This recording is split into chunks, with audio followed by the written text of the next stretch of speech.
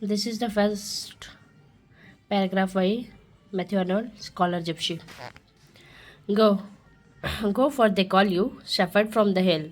Go, shepherd, and unite the wattle cords. No longer leaves thy whistle flock unfed, nor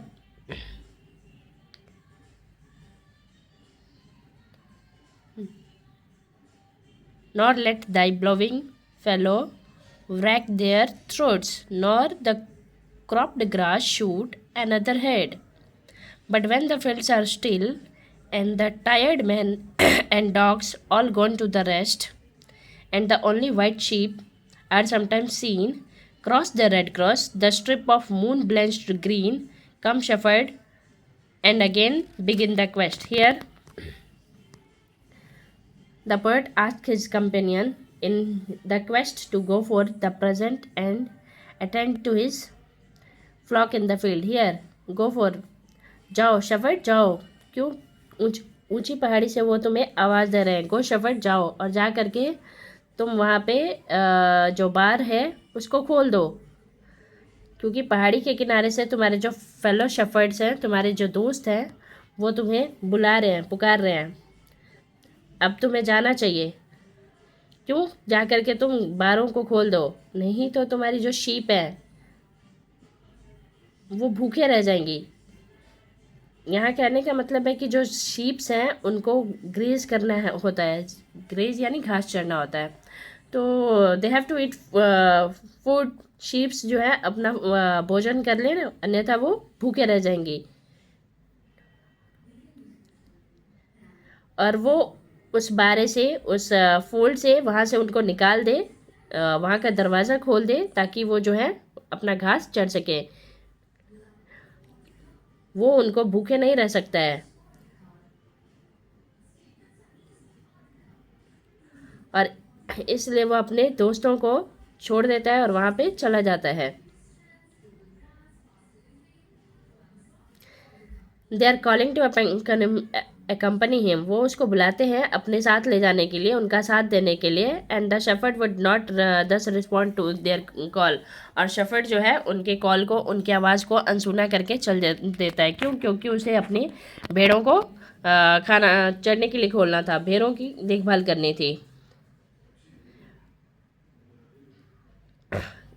उसे लगता है कि no time to should be lost. अब समय बर्बाद करने की कोई फ़ायदा नहीं है, समय को नहीं बर्बाद करना चाहिए.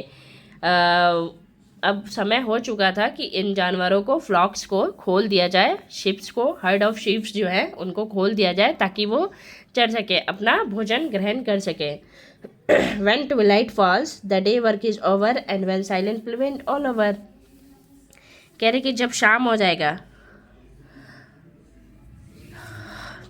और सारे लोग टायर्ड हो जाएंगे, थक जाएंगे, खेतों में काम करके लोग थक चुके होंगे, सब लोग अपने अपने घरों की तरफ सुबह का जो काम होता है निपटा करके, शाम को जब लोग अपने अपने घरों की तरफ जा चुके होंगे, थक करके जा चुके होंगे, अपने काम निपटा चुके होंगे, और जितने भी कुत्ते हैं वो भी वहाँ से जा चुके होते हैं. और तब वाइट शीप उनको कभी कभार नज़र आ जाती है, जब वो देख रहे होते हैं. जब उनको वाइट शिप, सफ़ेद जो शीप नज़र आएगी, जो कि कभी कभार नज़र आ जाती है. सम शिप्स में भी struggling and grazing in moon light at such an hour. और कुछ शीप्स उनको ऐसे भी दिखाई देंगी कि जो बाड़े के अंदर अभी भी वो स्ट्रगल कर रही हैं, संघर्ष कर रही हैं, अपने आप को अपना पेट भरने के लिए या अपने आप को खिलाने के लिए चारे की व्यवस्था कर रही हैं, चारा ढूंढ रही हैं इस मून लाइट में भी, जबकि रात हो चुकी है और उसके बावजूद भी भेड़ें जो है घास चर रही हैं. When the night has fallen and the moon is shining, और जब पूरी रात हो चुकी है और सूरज चमक रहा है, सूरज ऊपर आ गया है, शेफर्ड को अब वापस लौट जाना चाहिए. किसकी खोज में?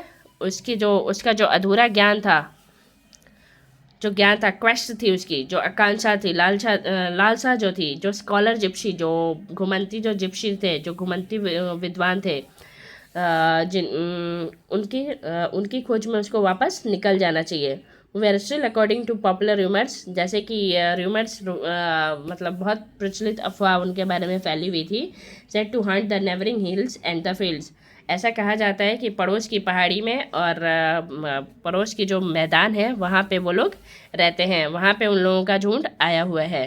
तो वो फिर से अपने काम को, जैसे कि रात हो चुकी है, अब अपने दिन के कामों से, भेड़ों के कामों से, भेड़ों को उसने खिला पिला दिया है, बाड़े को बंद कर दिया है। भेड़ें जो है वापस अपने सुरक्षित अपने बाड़े के अंदर हैं, और वहाँ पे वो रात में मूनलाइट में भी चल रही हैं, मतलब वो अपना काम निरंतर कर रही हैं। ठीक उसी प्रकार जो शेफर्ड है, उसको अपने काम से फुर्सत मिल गई है, और वापस आकर के जो उसकी मेन जो उसकी आकांक्षा थी, एम है उसका, जो कि ज्ञान को खोजना है, क्वेस्ट, ज्ञान के पीछे उसको भागना है, उसको जानना है कि ज्ञान कहाँ प्राप्त होगी, कैसे प्राप्त होगी, और मतलब कौन सा ज्ञान उसके लिए बेस्ट है। तो वो उसकी खोज में जो स्कॉलर जिप्सी जिनको मानता है, पीछा करता है कि पड़ोस के पहाड़ी में वो आए हुए हैं, उनकी खोज में वो फिर से वापस जा सकता है।